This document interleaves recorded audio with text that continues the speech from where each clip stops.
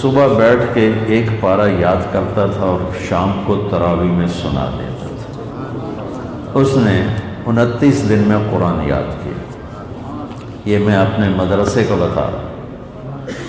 تو اللہ نے قرآن کو اس امت کے لیے اتنا آسان کیا کہ اچھے حافظے والا ایک دن میں پارہ یاد کر رہا، 80 برس کا بوڑھا بھی اس کو یاد کر رہا۔ پھر اللہ نے ہمیں نماز میں قرآن پڑھنے کا حکم دیا، امام کی تلاوت سننے کا حکم دیا، جہری سری نمازیں بنائیں، نوافل میں قرآن پڑھنے کا۔ حجاج جیسا ظالم آدمی تہجد میں 10 پارے کی روزانہ تلاوت کرتا تھا۔ ولید بن عبد الملک جیسا جابر حکمران بادشاہ، وہ بھی تہجد میں روزانہ 10 پارے تلاوت کیا کرتا تھا، نفلوں میں کھڑے ہو۔ ہم سے تو ایک آدھا پارہ نہیں پڑھا جاتا، وہ نفلوں میں 10 پارے کھڑے ہو کے پڑھتا تھا۔ اور عبد الرحمن تیمی فرماتے ہیں کہ میں مسجد میں تھا، مسجد حرام بیت اللہ، امیر المومنین حضرت عثمان تشریف لائے، ان کے ہاتھ میں جوتا تھا اور وضو کا پانی داڑھی میں تھا۔ انہوں نے جوتا ایک طرف رکھا اور آ کے اللہ اکبر نیت باندھی اور الف لام میم ذالک الکتاب سے شروع کیا۔ تو عبد الرحمن فرماتے ہیں کہ مجھے جستجو ہوئی کہ یہ الف لام سے شروع کر رہے ہیں، یہ کہاں رکوع کریں گے؟ میں آج بیٹھ کے سنتا ہوں۔ جہری نوافل پڑھ رہے تھے یا جو بھی تھا، تو الف لام سے حضرت عثمان بطور امیر المومنین تلاوت شروع کی اور والناس پہ جا کے رکوع کیا۔ ایک رکعت میں سارا قرآن پڑھ لیا، ایک رکعت۔ اور عثمان رضی اللہ تعالی عنہ اس وقت 70-72 سال کی عمر تھی جب انہوں نے ایک رکعت میں سارا قرآن کھڑے ہو کے پڑھا۔ تو اللہ نے ہمیں مسجد دی، نماز بڑی خوبصورت دی، نماز میں تلاوت دی، اور مسجد سے پوری امت کو جوڑ دیا۔ ساری امت کو اللہ تعالیٰ نے مسجد کے ساتھ جوڑ دیا۔ اللہ نے جب اس دنیا کو پیدا کیا تو پہلے آپ مسجد بنائی، اور جب دنیا کو تباہ کرے گا تو پہلے مسجد کو گرائے گا۔ پہلے بیت اللہ کی مسجد گرے گی اور مسجد نبوی گرے گی، اس کے نام و نشان تک مٹ جائیں گے، پھر اس کے بعد اللہ تعالیٰ اس کائنات کو مٹا دے گا۔ یہ اللہ کا گھر ہے، یہ کسی کی ملک نہیں ہے۔ ہارون رشید نے ایک دفعہ اپنی بیوی کو غصے میں کہہ دیا، اگر تو نے آج رات میرے ملک میں گزاری تو تمہیں 3 طلاق۔ غصے میں کہہ دیا۔ پھر اس کو خیال آیا کہ یہ میں نے کیا کہہ دیا، اب اس کو طلاق سے کیسے بچاؤں؟ تو اس نے علماء کو جمع کیا کہ میں نے اپنی بیوی کو یہ کہہ دیا ہے، اب کیا شکل ہے کہ طلاق نہ ہو؟ تو کاش ایک ہی شکل ہے کہ تیرے ملک سے نکل جائے، پھر ہی طلاق سے بچے گی۔ اور اس کا ملک تو کراچی بھی تھا، میرا ضلع ملتان بھی تھا، بپال پور کشمیر تک کوئی ہوائی جہاز ہے نہیں کہ اٹھا کے دلی پہنچا دو، تو لہٰذا اس کو تو اندھیرا نظر آیا چاروں طرف کہ اب یہ کیا ہوگا۔ تو وہ کہنے لگا، کوئی ابو حنیفہ کے شاگردوں میں ہے، تو قاضی ابو یوسف رحمۃ اللہ علیہ غیر معلوم سی شخصیت تھے،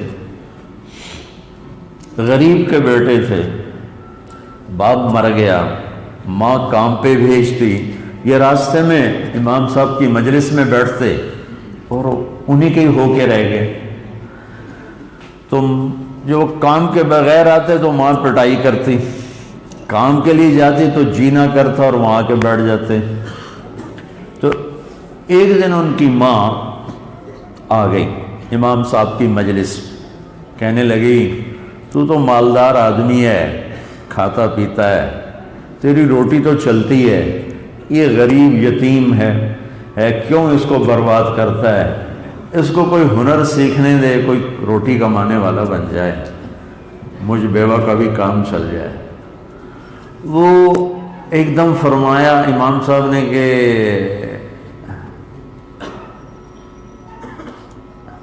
میں تو تیرے بیٹے کو دیکھ رہا ہوں، شاہی دسترخوان ہے اور فیروزہ خوبصورت پتھر ہے، اس کا ڈونگا ہے اور اس میں پستے کے تیل میں بنا ہوا فالودہ ہے، اور تیرا بیٹا بادشاہ کے سامنے کھا رہا ہے۔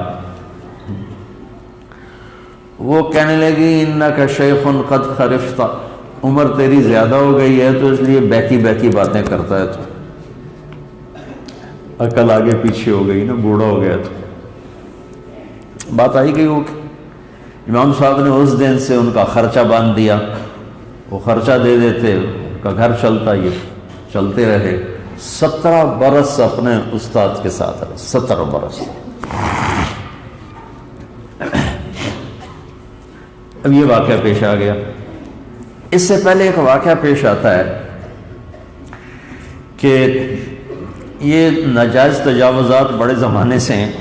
ایک یہودی نے گلی تنگ کر دی، دیوار آگے بڑھا دی۔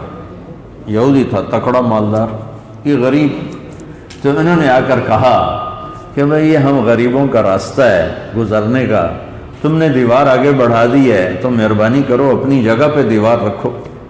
تو اس نے آگے بڑے تکبر سے کہا جس دن تو پالکی میں بیٹھ کر آئے گا تو میں دیوار اپنی پیچھے ہٹا دوں گا۔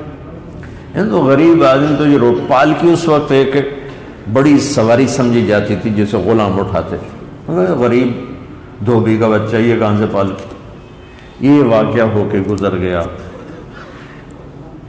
ہارون والا قصہ پیش آ گیا تو وہ پوچھتا ہے کہ ابو حنیفہ کے شاگردوں میں کوئی ہے؟ انہوں نے کہا ہاں ایک ہے، یعقوب، وہ بلاؤ۔ ابو یوسف رحمۃ اللہ علیہ آ گئے، علماء کی مجلس اسی طرح قائم ہے۔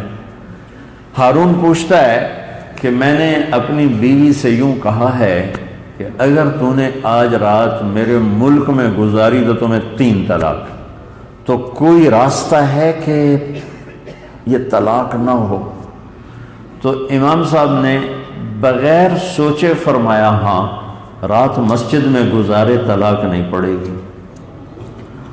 تو سارے علماء نے ایسے سوالیہ نظروں سے دیکھا کہ کیسے نہیں پڑے گی، تو امام صاحب نے فوراً یہ آیت پڑھی وَأَنَّ الْمَسَاجِدَ لِلَّهِ وَأَنَّ الْمَسَاجِدَ لِلَّهِ، مسجدیں اللہ کی ہیں، ہارون کی حکومت سے باہر۔ تو اس کی جان میں جان، علماء نے بھی اس استدلال کو تسلیم کیا، رد نہیں کیا کہ نہیں نہیں نہیں یہ غلط، سب نے تسلیم کیا کہ ابو یوسف صحیح جگہ پہنچے۔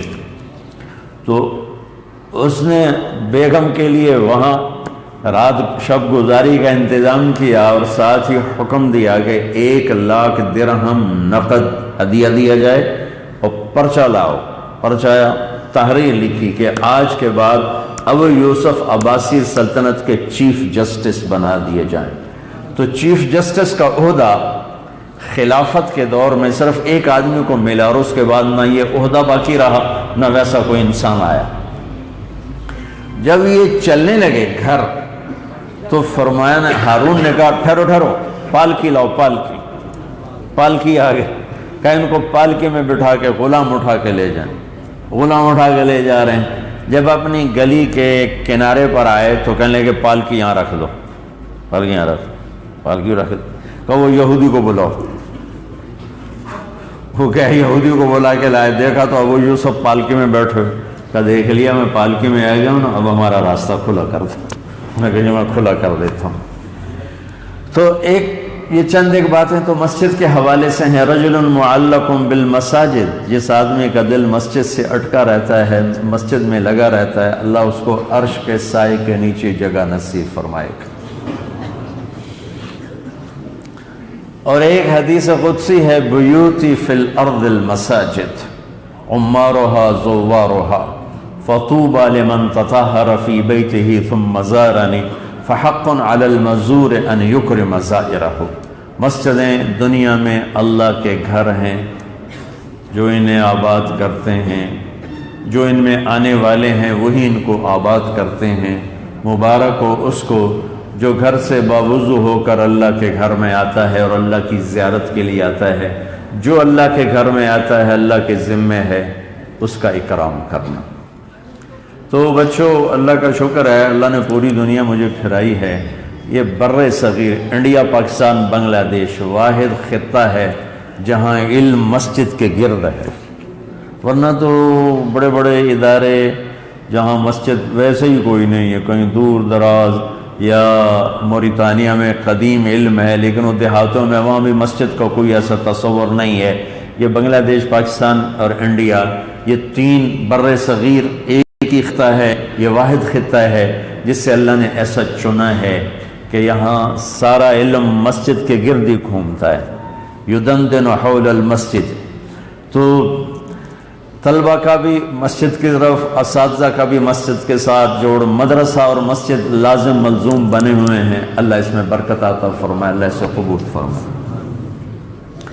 دوسری بات، ایک آدمی موت تک طالب علم ہے، موت تک انسان علم کا محتاج ہے، موت تک سیکھتا ہے، اس کی کوئی انتہا نہیں ہے، اس کی کوئی حد نہیں ہے۔ یہ ایک ایسی دولت ہے، ابو جعفر منصور بہت بڑا بادشاہ گزرا ہے، وہ 21 برس حکومت کی، بنو عباس کی بنیادوں کو قائم کیا۔ عبد الملک ابن مروان کی ٹکر کا یہ بادشاہ گزرا ہے بنو عباس میں، لیکن بنو عباس پر بڑا فقر کا دور تھا، لہٰذا انہوں نے اپنے آپ کو علم میں لگایا۔ اللہ کی تقدیر تھی، بنو امیہ کو زوال آیا، تحریک چلائی بنو علی نے، اللہ نے حکومت دی بنو عباس کو کہ اللہ تعالیٰ کا کہ نظام ہے کہ آل رسول کو حکومت نہیں ملی، اللہ نے ان کو حکومت سے بچا کے رکھا۔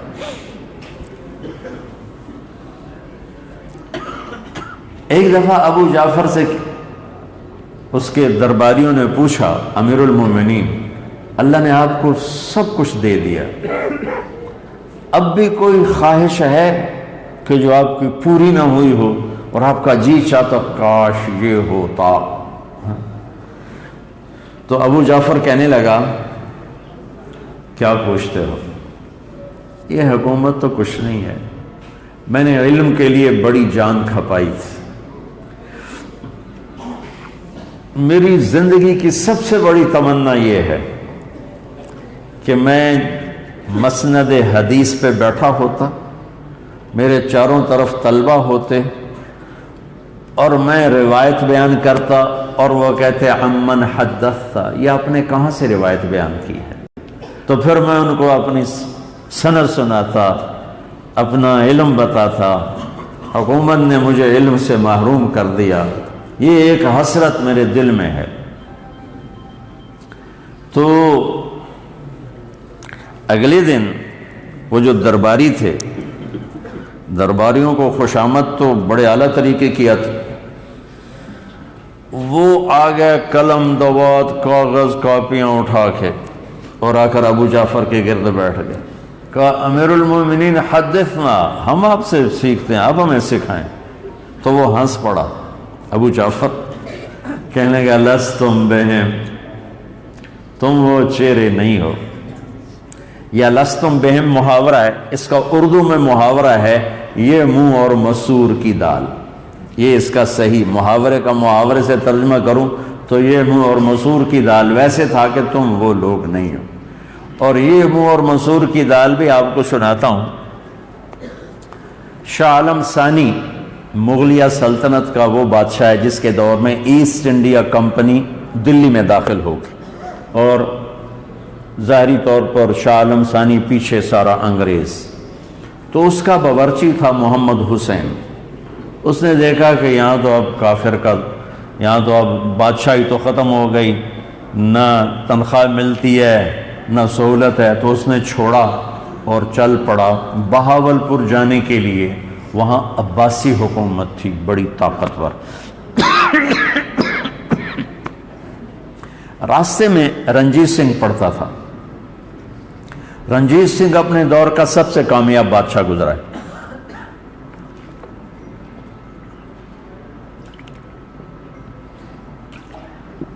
1780 میں پیدا ہوا اور 1839 میں اس کا انتقال ہوا، 59 سال کی عمر۔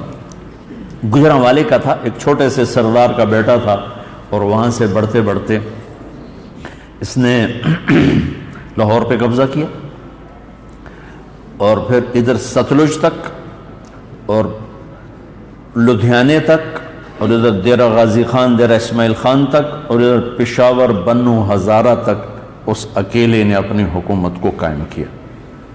بہت قابل حکمران تھا۔ اس کی زندگی میں انگریز پنجاب کی طرف نہیں آیا۔ اس کے مرنے کے بعد ایک دم حکمران آئے نکمے، تو وہ پھر انگریزوں نے قبضہ کیا۔ تو اس کی ملاقات ہوئی رنجیت سنگھ سے۔ رنجیت سنگھ نے کہا تو اتنی دور جا رہا ہے، میرے پاس نوکری کر لے۔ انہوں نے کہا چلو تیرے پاس کر لیتا ہوں۔ تو رنجیت سنگھ نے کہا تنخواہ کیا لوگے؟ اس نے کہا میں دلی میں تو 300 روپے اور روٹی، یہ میری تنخواہ تھی۔ یہ آج کے 300 نہ سمجھنا۔ وہ رنجیت سنگھ کہنے لگا یہ تو بہت زیادہ ہے، وہ تو دلی کا حاکم تھا، میں تو پنجاب کا ہوں، میں تو 100 روپے اور روٹی دوں گا۔ انہوں نے کہا چلو مجھے منظور ہے، 100 روپے منظور۔ تو انہوں نے کہا میرے گھر کے 16 افراد ہیں، ان کے لیے تم نے ہفتہ بھر کھانا بنانا ہے، اور پھر ہفتے کے بعد مجھے حساب دینا ہے۔ اس نے پہلے دن مسور کی دال بنائی۔ تو رنجیت سنگھ کی ایک رکھیل تھی، بیوی نہیں تھی، اس کی ویسے ہی رکھی ہوئی عورت تھی، رانی جندہ۔ وہ اس کے مزاج پر بہت حاوی تھی۔ اس کا بیٹا دلیپ سنگھ آخری حکمران، اس نے نوالہ لیا، کہنے لگے یہ آج کس نے بنائی ہے دال؟ تو رنجیت سنگھ نے کہا ایک نیا باورچی رکھا۔ اس نے کہا پورا ہفتہ دال بنے گی مسور کی۔ پورا ہفتہ دال بنی۔ ہفتے کے بعد رنجیت سنگھ نے کہا بھائی حساب لاؤ۔ اس نے حساب رکھا 72 روپے۔ کہ تیرا بیڑا غرق ہو جائے، وہ تو دال تے 72 لا چھڑ دیتے، تو اگاں کی کرنا ہے؟ وہ کہنے لگا حضور دال تو صرف 2 آنے کی ہے، 71 روپے 14 آنے کے مسالے ڈالے ہیں۔ انہوں نے کہا بابا تو میرا گھر چھڑ، تو میرے واردہ نہیں، تو جا۔ وہ کہا یہ اس سے کم درجے کی میں بنا نہیں سکتا۔ وہ کہا بابا تو جیسی ہم ہی چنگے ہیں۔ وہ چھوڑ کے بہاولپور چل پڑا۔ دوپہر کے کھانے میں مرغا بنا ہوا تھا، سکھ تو گوشت کھاتے ہیں۔ تو جندہ نے جو بوٹی ایسے اٹھائی اور تھوڑا سا اس کو نوچا تو ساتھ ہی دیوار پہ ماری۔ کہا یہ کس نے بنایا ہے؟ رنجیت سنگھ نے کہا نیا باورچی رکھا۔ تو جندہ نے کہا محمد حسین کدھر ہے؟ کہا اس کو نکال دیا ہے، انہیں دال تے 72 روپے لا چھڑ دے۔ انہوں نے کہا بیٹے منہ تیرا دال تے 72 روپے لا، بلاؤ اس کو۔ اور وہ اس کے مزاج میں بہت داخل، انہوں نے کہا پتہ کرو کتھے۔ اور سکھ دوڑے اس کے پیچھے، تو وہ راستے میں پکڑا گیا، یہ مانگا منڈی بھائی پھیرو کے آس پاس پکڑا گیا۔ جب اس کے پاس سکھ پہنچے سپاہی، تو انہوں نے کہا کہ چلو تمہیں مہاراج بلاتے ہیں۔ تو اس کے منہ سے فی البدی نکلا یہ منہ اور مسور کی دال۔ کیا نکلا؟ شان نزول سمجھ میں ہے؟ یہ منہ اور مسور کی دال۔ انہوں نے کہا میں نہیں جاتا۔ تو ان سے لڑ پڑا، مارا گیا، واپس نہیں گیا، قتل مارا گیا، واپس نہیں گیا۔ تو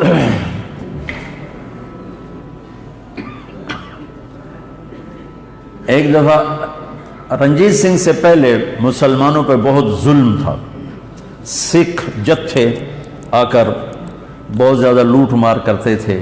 شاہ زمان والی کابل جب آتا تھا تو چھپ چھپ آ جاتے تھے، جب وہ چلا جاتا پھر وہ یہ ظلم کرتے۔ تو رنجیت سنگھ نے آ کر عدل و انصاف کو قائم کیا۔ رنجیت سنگھ کے دور میں مسلمانوں کے جان، مال، عزت، آبرو محفوظ۔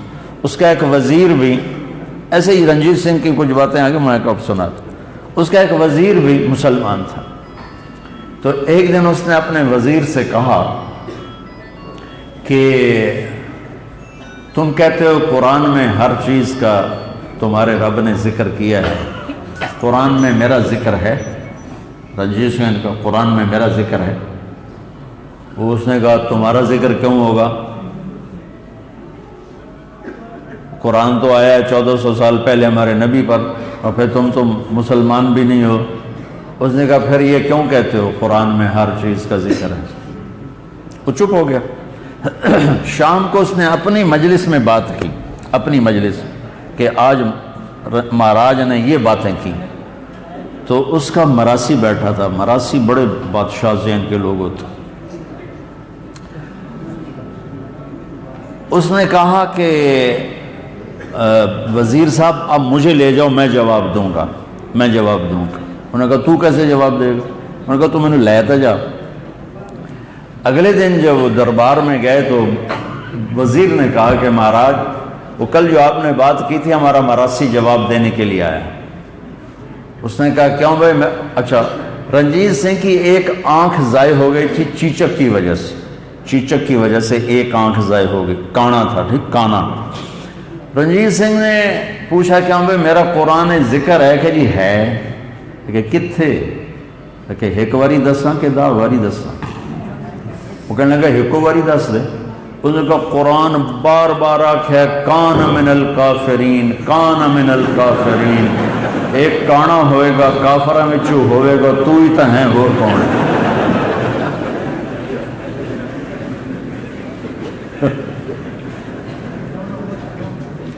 اور ایک اور مراسی نے تاریخ میں، یہ تو خیر بڑا چھوٹا لیول ہے، بڑے لیول پر ایک مراسی نے بہت بڑا کام کیا خلق قرآن کے مسئلہ میں۔ امام احمد بن حنبل کی قربانی کے باوجود معتصم اپنے عقیدے سے نہیں ہٹا۔ واسق اس کا بیٹا تھا، وہ اپنے عقیدے سے نہیں ہٹا، اس نے بھی بڑے علماء قتل کیے۔ ایک دن اس کا مراسی آیا جہاں سے یہ مسئلہ ٹھنڈا پڑا، بڑے بڑے علماء نے دلائل دیے، بات نہیں چلی۔ میں نہ مانوں کا تو علاج کوئی نہیں ہوتا۔ اس کا مراسی آیا روتا ہوا، مارے گئے، لٹے گئے، ہائے مارے گئے، لٹے گئے۔ عظم اللہ اجرک فی القرآن امیر المومنین، مارے گئے۔ ارے وہ کیا ہوا مارے گئے؟ کہ قرآن فوت ہو گیا، قرآن فوت ہو گیا۔ ایک مسئلہ تھا کہ قرآن مخلوق ہے، مخلوق ہے۔ یہ جو طلبہ علماء وہ تو بات سمجھیں گے، باقی صاحب برکت کے لیے سنو۔ وہ کہنے لگا امیر المومنین قرآن فوت ہو گیا ہے۔ کہا بے وقوف کیا کہہ رہا ہے؟ کہا جی فوت ہو گیا ہے، اب نماز میں کیا پڑھیں گے، تراویح میں کیا پڑھیں گے، قرآن تو فوت ہو گیا ہے۔ کہا بدبخت قرآن کیسے فوت ہو گیا ہے؟ کہا ہر مخلوق نے فوت ہونا ہے، قرآن بھی مخلوق ہے، فوت ہو گیا۔ تو واسق باللہ کا میٹر گھوم گیا ایک دم۔ انہوں نے کہا اوہ یہ کیا کہہ رہا ہے؟ تو اس کے بعد وہ ایسا چپ ہوا کہ اس نے اس فتنے کو اٹھانا بند کر دیا، کچھ نہیں بولا، واپسی کر لی، لیکن اعلان نہیں کیا، اعلان نہیں کیا، اور نہ ہی اس پر وہ شدت اختیار کی ایک مراسی کے خوبصورت مذاق کی وجہ سے جس میں حقیقت چھپی ہوئی تھی۔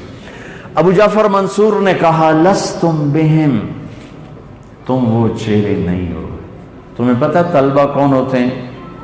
انما هم الدنسۃ ثیابهم المشققۃ ارجلهم الطویلۃ شعورهم رواد الآفاق قطاع المسافات تارة بالیمن تارة بالشام تارة بالحجاز وتارة بالعراق اولئک نقلۃ الحدیث۔ ان سب کو بھگا دیا، کہنے لگا تم سارے آئے ہو میری خوش آمد کرنے، تم اور طالب علم دو متضاد چیزیں۔ تمہیں خبر ہے طالب علم کون ہوتے ہیں؟ طالب علم وہ ہوتے ہیں جو اپنے آپ سے بیگانہ ہوتے ہیں، اپنے آپ سے بے خبر ہوتے ہیں، وہ صرف علم کے پیچھے ہوتے ہیں، انہیں صرف علم کی لگن ہوتی ہے، کپڑوں سے بے پرواہ، زیب و زینت سے بے پرواہ، پھٹے ہوئے پاؤں، غبار آلود کپڑے، لمبے بال، سفر کر کر کر چمڑی اور کھال باقی رہ جاتی ہے، گوشت ختم ہو جاتا ہے۔ کبھی یمن میں نظر آتے ہیں، کبھی عراق میں نظر آتے ہیں، کبھی شام میں نظر آتے ہیں، کبھی حجاز میں نظر آتے ہیں۔ یہ ہیں علم کے لینے والے۔ ہمارا بہت بڑا علم چلا گیا سفر نہ کرنے کی وجہ سے۔ ایک لڑکا مدرسہ میں داخل ہوتا ہے اور 10 سال وہیں بیٹھ کے باہر نکل کے چلا جاتا ہے۔ وہ چند کتابیں، چند حروف، چند کلمات حاصل کرتا ہے۔ وہ علم کی وسعت، گہرائی، حقائق سے بہت دور بیگانہ رہتا ہے کہ سفر اور علم، اس میں بہت جوڑ ہے، بہت جوڑ ہے، بہت جوڑ ہے۔ ایک چھوٹا سا سفر ہے آپ سب بچوں کا۔ اللہ آپ کو، میں پہلے آپ کے استاد جی سے کہہ رہا تھا کہ دنیا پھری ہے، بر صغیر پاکستان، بنگلہ دیش جیسے طلبہ پوری دنیا میں نہیں دیکھے جو اپنی زندگی کا سب سے قیمتی وقت لا کر مدرسے کی چار دیواری کے حوالے کر دیتے ہیں، اور 10-11 سال کے بعد انہیں کچھ نہیں پتا کہ اب ہمیں کرنا کیا ہے، مجھے جانا کہاں ہے۔ اس کے پاس نہ کوئی بنیاد ہے، نہ کوئی بیس ہے کہ جس پر وہ آگے اپنی زندگی کی کسی بھی ترتیب کو قائم کر سکے۔ یہ قربانی پوری دنیا میں نے نہیں دیکھی۔ اور پورے بر صغیر کے علماء جو مدرسوں میں تنخواہ لے رہے ہیں، اس تنخواہ میں وہ اپنی بیماری کا علاج نہیں کر سکتے، اپنے کپڑے نہیں خرید سکتے، اس تنخواہ میں اپنی بچی کی شادی نہیں کر سکتے۔ ان کو نزلہ بھی ہو جائے تو اس کی دوا لینے کی گنجائش ان کی تنخواہ میں نہیں ہوتی۔ اتنی تھوڑی تنخواہوں کے ساتھ وہ ساری زندگی مدرسہ کی چٹائی کے ساتھ سل کر پوری زندگی گزار دیتے۔ یہ نقشہ پوری دنیا میں کوئی نہیں، پوری دنیا میں۔ اور ان تینوں ملکوں میں اللہ نے مجھے پھرایا، سب سے زیادہ قربانی دینے والے طلبہ بنگلہ دیش۔ میں نے ایسا فقر کہیں نہیں دیکھا طلبہ کے لحاظ سے، مدارس کے لحاظ سے، جو فقر میں نے بنگلہ دیش میں دیکھا۔ اور وہاں تعداد ہم سے دگنی، 3 گنا۔ میں ہٹ ہزاری مدرسہ میں داخل ہوا تو دورہ حدیث کا سبق ہو رہا تھا، نظر پڑی تو میرے اوپر ایک ہیبت چھا گئی۔ 1,500 بخاری کتابیں کھلی پڑی تھیں، 1,500 ایسے۔ میں نے کبھی زندگی میں اتنا دورہ حدیث کا سبق دیکھا نہیں تھا۔ میں ایک دم ایسے ہوا کہ میرے اوپر ایک ہیبت طاری ہوئی، پھر ایک نظارہ تھا، میں دیکھتا رہا۔ ایسا خوبصورت منظر، علمی محفل، مجلس میں نے زندگی میں کہیں نہیں دیکھا۔ میں دیوبند گیا، وہاں بھی یہ نظارہ نہیں دیکھا۔ یہاں کے بڑے بڑے مدارس میں گیا ہوں، یہ منظر نہیں دیکھا۔ جو ایک غریب چھوٹا سا گاؤں تھا ہٹ ہزاری، وہاں مولانا مفتی احمد شفیع صاحب حضرت مدنی کے گرد بھی ہیں، خلیفہ بھی ہیں، ضعیف العلم، وہ سبق پڑھا رہے تھے۔ میں وہاں تھوڑی دیر کے لیے برکت کے لیے بیٹھا۔ تو دوسری بات یہ چونکہ علم کے سفر کی کوئی انتہا نہیں ہے، یہ موت تک کا سفر ہے، اور سب سے قیمتی سفر ہے، سب سے عالی شان سفر ہے، سب سے خوبصورت سفر ہے۔ اور علم وہ ہے جو ہمیں اللہ سے ملا دے، باقی سب جہالت، باقی سب قیل و قال ہے۔ علم وہ ہے جو مجھے اللہ، فاعلم انہ لا الہ الا اللہ، سب سے پہلا علم ہے کہ میں اپنے اللہ کو جانوں، میں اپنے اللہ کو پہچانوں، میں اپنے اللہ کو جانوں۔ میں اس پہ کہا کرتا ہوں کہ ہمارے علمی حلقوں نے بھی اللہ کو خدا کہنا شروع کیا ہوا ہے، اور ہمارے عوام بھی اللہ کو خدا کہتے ہیں۔ دیکھو، نام کا ترجمہ نہیں ہوتا، نام کو نام سے ہی پکارا جاتا ہے۔ اب میرا نام ہے طارق جمیل، تم مجھے کہو جی مولانا رات کو آنے والے کیا حال ہے؟ طارقن رات کو آنے والا، یا طارقن دروازہ کھٹکھٹانے والا، جی مولانا دروازہ کھٹکھٹانے والے آپ کا کیا حال ہے؟ تو یہ کوئی معقول بات ہے؟ کوئی معقول بات ہے؟ بھائی خدا ترجمہ ہے، نام کے ترجمے نہیں ہوتے۔ مولانا منظور مینگل، جی مولانا قبول صاحب، منظور جو قبول ہو جائے، تو کبھی کہتے ہو اپنے استاد کو؟ تو لفظ اللہ کی عادت ڈالو۔ ڈنگا پنجابی میں ٹیڑے کو کہتے ہیں، سمجھو پہلے، ڈنگا پنجابی میں ٹیڑے کو کہتے ہیں، اور ڈنگا سیالوں کی ایک قوم کا نام ہے۔ سیال راجپوتوں کی ایک شاخ ہے، اس کی آگے چھوٹی شاخیں ہیں، اس میں ایک شاخ کو کہتے ہیں ڈنگا، ڈنگے سیال، ٹھیک؟ تو ہمارے ایک دوست تھے جہانگیر، مرحوم فوت ہو گئے، انہوں نے جنگ شہر اپنے ایک دوست کو فون کیا، آگے ان کی چھوٹی بچی اسکول پڑھنے والی، اس نے اٹھایا، وہ تھے نہیں، تو کہا بیٹی آپ اپنے ابا کو بتا دینا کہ جہانگیر ڈنگے کا فون آیا تھا۔ ڈنگا تو قوم ہے۔ تو تھوڑی دیر کے بعد وہ ان کے دوست کا فون آیا، بڑے ہنس رہے تھے، کہنے کہ ابھی میری بیٹی کہہ رہی تھی کہ ابو وہ جہانگیر ٹیڑے کا فون آیا تھا، اس کو وہ ڈنگا بھول گئے، جہانگیر ٹیڑے کا فون۔ تو بچوں کم از کم آپ تو اللہ کہنے کی عادت ڈال۔ میں نے یہ سبق کراچی میں سیکھا تھا 1985، میں نے مکی مسجد میں بیان کیا، بیان کے بعد میں بیٹھا، اس وقت اتنی شہرت نہیں تھی تو آرام سے بیٹھنا ہو جاتا تھا، تو ایک صاحب آئے مکی مسجد کے مقیم، وہاں انہوں نے زندگی دی ہوئی تھی، لمبے پتلے ضعیف، اس وقت 80 سال کے ہوں گے، آ کر مجھے ایسے ملے، السلام علیکم، میں تو جانتا ہی نہیں تھا، بیٹا میرا نام ہے برکت بن محمود، 1985 کے بتا 31 سال ہو گئے، میرا نام ہے برکت بن محمود، بیٹا اللہ کو خدا نہیں کہتے، اللہ ہی کہتے ہیں، جیسے گاڈ اللہ کا ترجمہ نہیں ہے انگریزی میں، ایسے ہی دنیا کا کوئی لفظ اللہ کا ترجمہ نہیں ہے، بیٹا اللہ کو اللہ ہی کہا کرو۔ 31 سال ہو گئے میری زبان سے خدا نکل گیا اور میں اللہ ہی کہنا شروع۔ ایک عام آدمی نے مجھے نصیحت کی جو مجھے اتنی پیاری لگی کہ میں نے اسے زندگی کا درس اور سبق بنا لیا۔ آپ سے کہتا ہوں اللہ لکھو، اللہ بولو، زبان پہ چڑھا ہوا ہے، آہستہ آہستہ اتر جائے گا، لیکن فَعْلَمْ أَنَّهُ لَا إِلَهَ إِلَّا اللَّهُ، علم کی پہلی چیز ہے اپنے اللہ کو پہچان، جس کو ہمارے خواجہ غلام فرید رحمۃ اللہ علیہ نے یوں بیان کیا ہے، سکھری تروش منصوری نو ہن ٹھپ رکھ کنز کدوری نو، ہادی نہ سمجھ ہدایہ کافی نہ سمجھ کفایہ، کافیہ کو وزن شعر کی وجہ سے تبدیل کیا ہے، ہادی نہ سمجھ ہدایہ کافی نہ سمجھ کفایہ، کر پرز شرع وقایا، یہ دل قرآن کتاب ہے۔ تو یہ جو قیل و قال سے ہٹا کر اللہ اپنی منزل بنانا، اس کی طرف اشارہ، وہ تو خود بہت بڑے عالم تھے، بہت بڑے عالم تھے خواجہ غلام فرید رحمۃ اللہ علیہ، تصوف غالب تھا چشتیہ سلسلے کے۔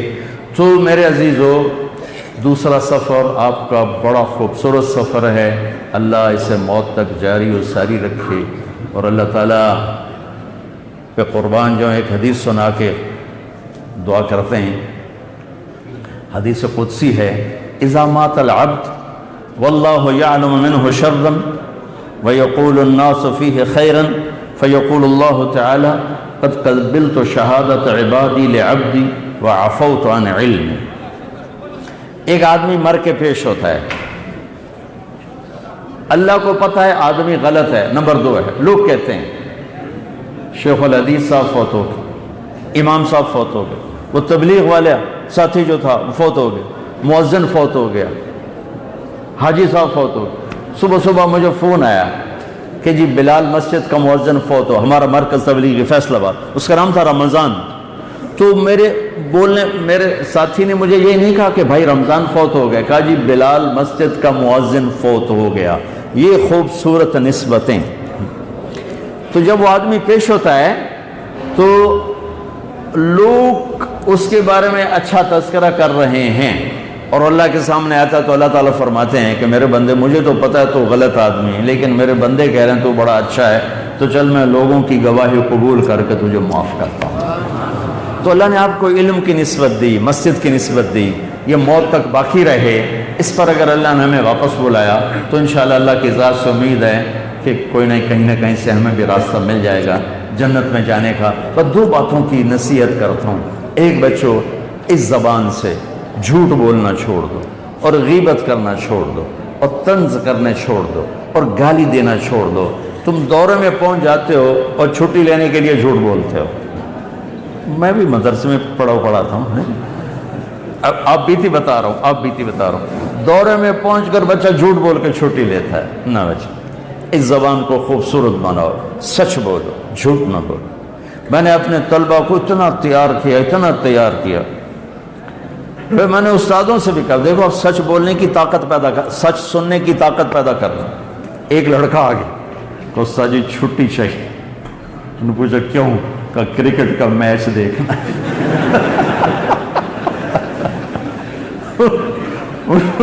وہ مولوی صاحب کا رنگ غصے سے سرخ ہو گیا. تو دوسرے ساتھی بیٹھ ان کا دیکھو اب برداشت کرو. یہ بھی تو کہہ سکتا ہے میری ماں بیمار ہے اور ہسپتال میں نے جانا ہے. انہوں نے کہا کہ سچ بولا ہے. تو اب سچ کو برداشت کرو، اس کو شاباش دو کہ شاباش بیٹا تو نے سچ بولا ہے.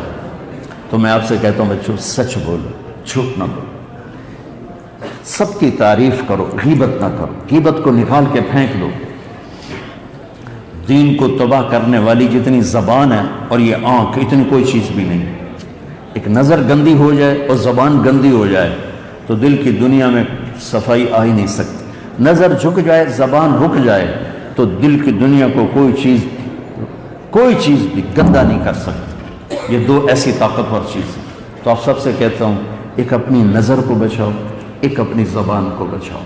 زبان سے طعنہ اور طنز اور تیز بول، بے اکرامی کا بول، بے عزتی کا بول، اس کو اٹھا کے پھینک.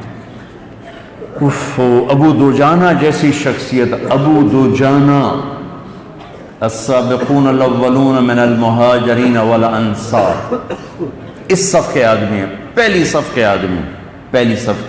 اللہ کے نبی نے احد جنگ میں تلوار دی. یہ تلوار کون لے گا؟ بہت سارے لوگ کھڑے ہو گئے کہ اس تلوار کا حق کون ادا کرے گا؟ صرف 3 آدمی کھڑے رہے، باقی سارے بیٹھ گئے. زبیر، عمر، ابو دوجانہ رضی اللہ تعالیٰ عنہ. تو آپ نے وہ تلوار حضرت ابو دوجانوں کو دی، نہ زبیر کو دی، نہ حضرت عمر کو دی. یہ ایسے آدمی اور جنگ یمامہ میں شہید ہوئے. اور یہ صحابی ہیں، اور یہ چند ان صحابہ میں ہیں جو جنگ بدر سے لے کر آخری حج تک نبی کے ہر سفر میں ساتھ تھے، ہر سفر میں ساتھ تھے. ابو دوجانہ یہ فرماتے ہیں میرے بھائیو، میرے پاس بخشش کا سب سے بڑا عمل یہ ہے کہ میں نے زندگی میں آج تک کسی کو اپنی زبان سے دکھ نہیں پہنچایا، اور میرے دل میں کسی کا بغض نہیں ہے، کسی کی نفرت نہیں ہے. یہ 2 باتیں بچوں میں بھی لے لوں، آپ بھی لے لیں تو انشاءاللہ ہماری زندگی بڑی خوبصورت ہو جائے گی. جب چھٹیاں ہوں تو تبلیغ میں ٹائم دینا آپ کو بہت فائدہ ہوگا. اللہم لک الحمد کما انت اہلہ وصلی علی محمد کما انت اہلہ وفعل بنا ما انت اہلہ انک اہل التقوی و اہل المغفرہ. یا اللہ تو اس مسجد کو قبول فرما، اسے اس سے سالت تقوی من اول یوم میں یا اللہ شامل فرما.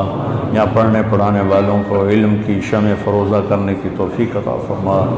انہیں ہادی اور مہدی بنا، ہادی اور مہدی بنا، ہادی اور مہدی بنا. یا اللہ موقع موقع کا علم کا فیضان فرما. امت پنے کو زندہ کرنے والا ہمیں بنا دے.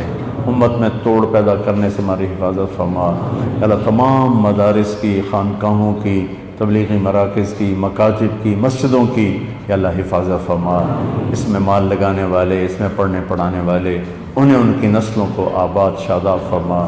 یا اللہ تیرے بہت نیک بندے تیری بارگاہ میں پہنچ چکے، استادوں کے استاد، ساری زندگی جنہوں نے تیرے حبیب کا پیغام سنایا، پڑھایا، اور یا اللہ اسی میں ان کی زندگی لگی. سلیم اللہ خان رحمۃ اللہ علیہ تیرے پاس پہنچ چکے ہیں، ان کے درجات بلند فرما. اپنے شایان شان انہیں اپنے یا اللہ اپنی بارگاہ میں انہیں قرب نصیب فرما.